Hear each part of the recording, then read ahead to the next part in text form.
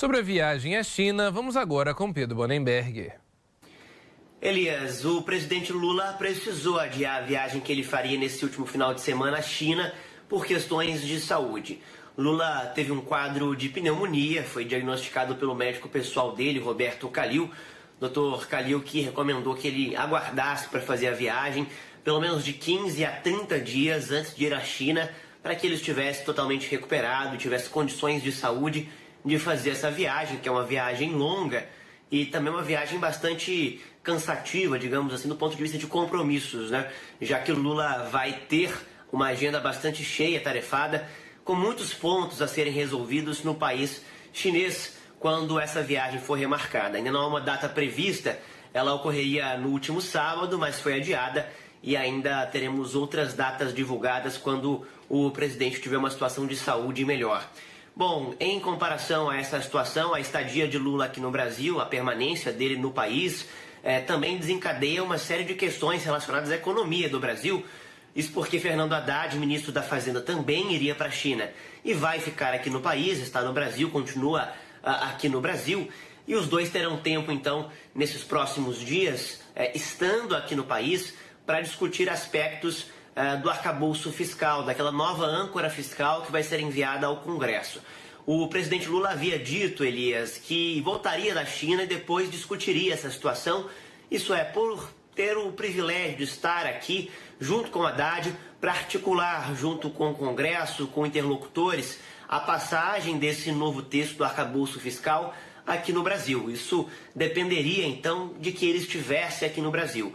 Lula já estando aqui, não tendo viajado à China, esse processo vai ser facilitado. A expectativa é de que, inclusive, ainda essa semana, pelo menos um novo texto seja lapidado e a gente tenha apresentação, pelo menos nessa semana ou mais tardar na próxima semana, aqui no país, desse novo arcabouço fiscal.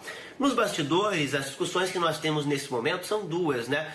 Primeiro, que há uma pressão dentro do PT, uma pressão interna, para que esse novo arcabouço, essa nova âncora fiscal, seja um pouco mais flexível, para que ela atenda também às pautas sociais e os projetos que o governo quer implementar ainda neste ano aqui no Brasil, né? O amplio de benefícios sociais que já vem sendo realizado desde o primeiro dia do mandato do presidente Lula.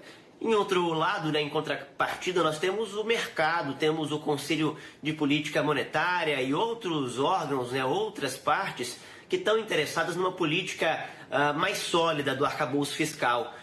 O que a gente quer dizer com mais sólida, né? Quer dizer talvez mais rígida, uma política de arcabouço que seja bastante incisiva dentro da economia, dentro dos limites econômicos, né, que vai substituir o teto de gastos, para que se tenha previsibilidade dos gastos e que se tenha também uma segurança econômica aqui no país.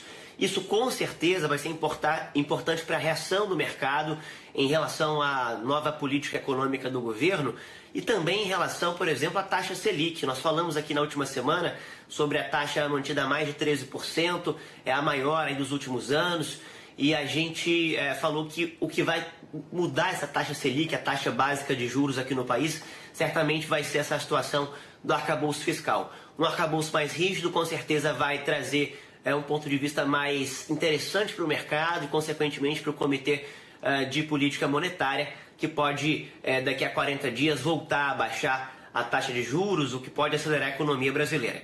Vamos estar atentos essa semana, então, Elias, para ver quais serão as linhas desse novo texto que deve ser apresentado nessa ou mais tardar na próxima semana.